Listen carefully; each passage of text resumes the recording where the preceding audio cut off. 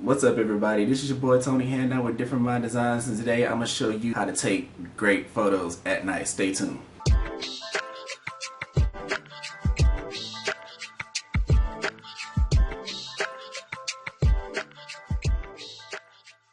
Everybody, my name is Tony Hadnot. I am with Different Mind Designs. I am a photographer based out of Houston, Texas. I primarily shoot at night, and I get a lot of questions about how do I take my photos at night. So today I'm going to give you a few tips on what you need to go ahead and take your photos. First off, I'd like to say that if you are a portrait photographer, the differences are actually very, very little. It's really subtle. So yeah, let's just go ahead and get it started. So the first thing that you're actually going to need, obviously, is a camera body. I am currently shooting with the Nikon D750. It is a full frame camera. I don't know if it's mythical or not. I'm not like a super technical shooter or anything like that, but I do hear that full frame cameras are much better in low light. If you are a manual shooter, then you'll know that a lot of people will say that jacking up the ISO is like a cardinal sin, but this particular camera body can handle a pretty high ISO with very, little noise. And if I do get noise, I mean, it's nothing that can't be fixed in post-editing, using programs such as Lightroom. So yeah, you want to make sure that you have a really, really, really good camera body. The next thing that you would need in order to get really good photos at night is a good lens, preferably one that has a very wide aperture. I have two lenses here that I primarily like to use. First being, I have a 50mm prime lens. Prime lenses are ideal because the aperture opens pretty wide. This one goes down to about 1.8, but I know that there are some that go down to 1.4 and some that go even lower. I'm not sure how low they go, but I know that with this particular lens that I use, 1.8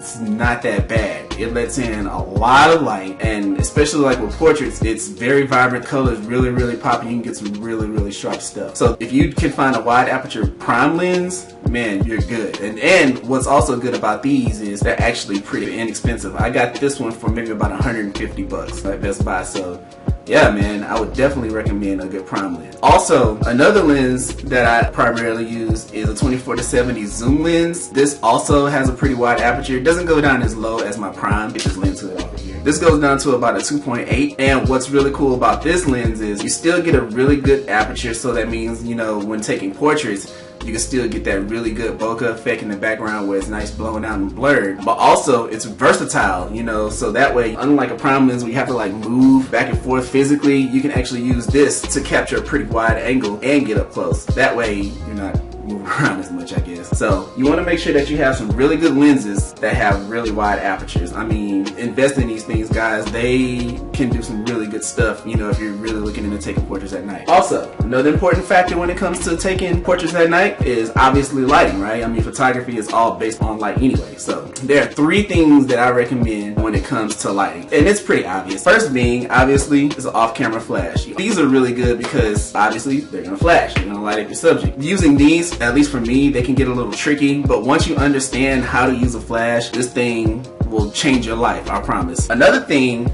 that I would recommend using are LED panels. These are what I was using before I actually got a hold to using off-camera flash. What's really cool about these are they're really great constant lights, and they can get really, really, really bright. The only thing about these is sometimes I find myself kind of boosting up my ISO a little higher than I would like to, which does introduce noise, which means I have to go in and do more in post-processing. But overall, if you're looking for a very inexpensive way to light up your subjects, these things, you can find them on Amazon for about 30 bucks. And I'll put links to all this stuff down below so that way you can go get them ordered. But yeah, I definitely recommend one of these. The last method of lighting I would recommend is just ambient lighting. If you can't afford to get an LED panel or an off-camera flash, the best thing to do is when you're shooting at night is just find areas that are well lit, areas that have natural reflectors. So you want to go look for like big windows. Those can act as basically like natural softbox. Also, areas that have natural reflectors. So if you're using like light colored sidewalks, light colored walls, or anything like that, those things really do help. It doesn't seem like it would be doing much. I promise you though, it would really help. But for the most part, natural reflectors, well lit areas, ambient lighting, use it to your advantage. I mean, it's out there.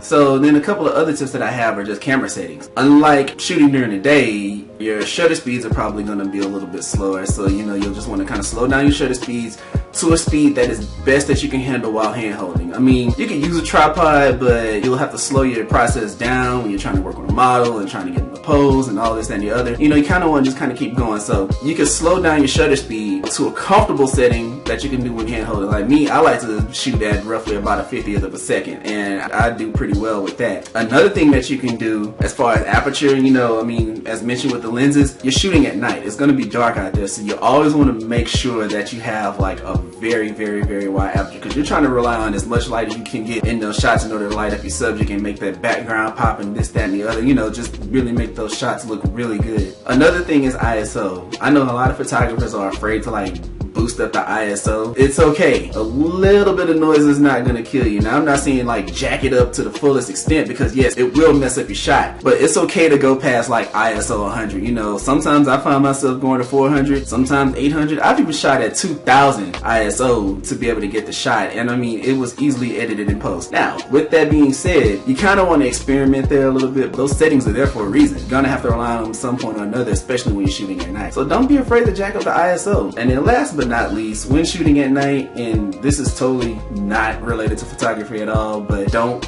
go alone. Never go alone. Going out there in the dark, you're going downtown, some areas that are like mad dark, and you know, if you live in a big city like I do, I live in Houston, there's some weird people out there. So don't go alone, go with other people, make sure the areas are well lit, and then also make sure that there are sizable crowd there, that way you're not alone and feeling like weird and uncomfortable. Other than that, man, that's pretty much it. So if you like this video, please don't forget to subscribe. I will have more coming soon, like learning how to use the flash, learning how to use LED panels, and learning how to use ambient lighting. So, and I'll even do a few videos as far as like how I do my post editing too. Give me a little bit of time. This is my first video, so I'm still trying to figure out what my uploading schedule and all that stuff will be, but I promise you I will have more to come. So please be sure to subscribe once again, and I appreciate you guys for watching. This is Tony Hanna with Different Mind Designs. Peace out.